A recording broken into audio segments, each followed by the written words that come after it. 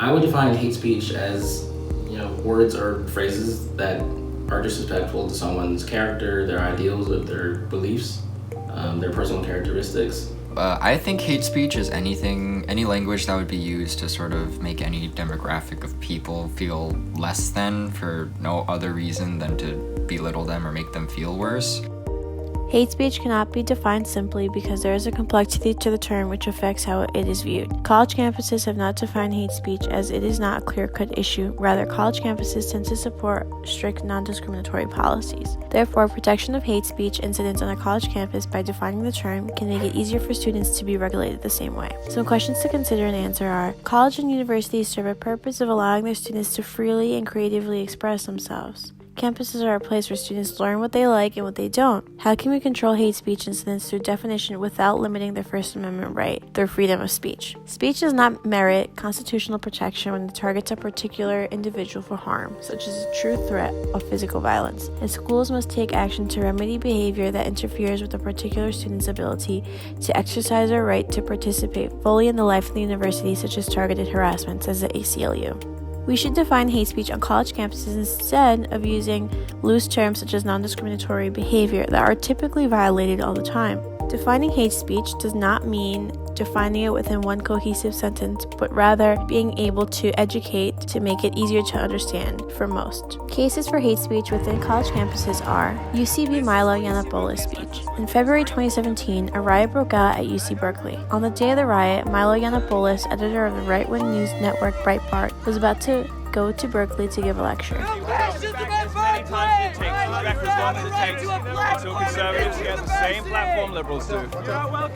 He is an avid supporter of the new president, Donald J. Trump, who is known for publicly speaking hate with and against people of all colors, all sexualities, and all minorities. He had planned to deliver a speech at UC Berkeley but was protested by students.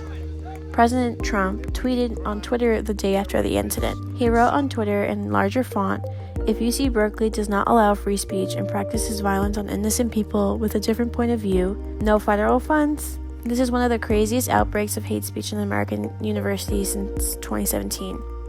I think if controversy came to Hofstra, if I wasn't physically in a protest for opposing them speaking at the school, I would definitely support them any way I could. I think having someone of controversy speak at Hofstra says a lot about the faculty and just who they align themselves with. And if they don't exactly align themselves with, the ideals of the student body and its faculty, then, it definitely is something that is of concern. Free speech at universities and colleges is at once the most obvious and the most paradoxical of constitutional principles. Given the academic inquiry, only an open, a strong, and critical environment for speech will support the quest for truth. Universities are communities that must balance the requirements of free speech with certain issues with respect and human dignity. 58% of students suggested that hate speech should continue to receive First Amendment protection, and 41% take the opposite view. Universities live on the basis of a strong protection of free speech, but in showing that a strong majority of collegians believe that some students can't speak their minds on campus these days, the poll points us towards a possible reconciliation of the free speech inclusion dilemma. Some measures that can be taken to regulate hate speech are to teach students how to encourage conflict-sensitive reporting and multicultural awareness campaigns. Students should respect diversity of cultures and traditions and definitely never take sides while reporting the news. Schools should be encouraging victims and witnesses to report hate speech-related instances and crimes. Often, there are many witnesses that are afraid to report something they see or hear as they are afraid to get involved. Therefore, schools should always encourage victims and witnesses of hate speech and not be afraid to do so. Students can report their cases of facing any speech to the Title IX offices located on campus. Bigoted speech is symptomatic of a huge problem in our country. Our schools, colleges, and universities must prepare students to combat the problem. That means being an advocate, speaking out, and convincing others. Confronting, hearing, and countering offensive speech is an important skill, and this should be considered a core requirement at any school worth. Universities are obligated to create an environment that fosters tolerance and mutual respect among members of the campus community.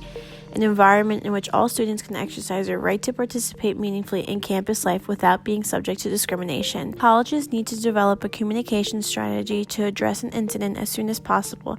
Officials should make clear what each individual person's role is during such a crisis, what their job would entail. Administrators, even if they run into First Amendment issues where speech or an act would be protected, can denounce the activity in the harshest of terms, which will often ease student concerns.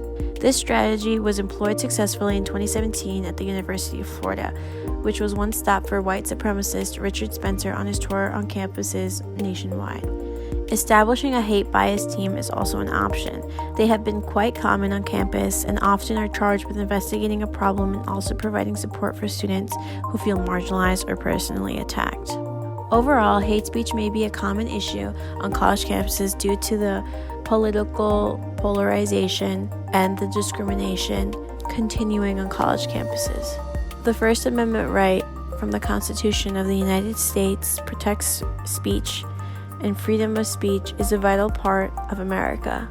Yet, it is also important to recognize that it can be amended. The Constitution is a guideline for the American public, but it should not allow hate speech to be part of the doctrine. Hate speech is, in fact, hate.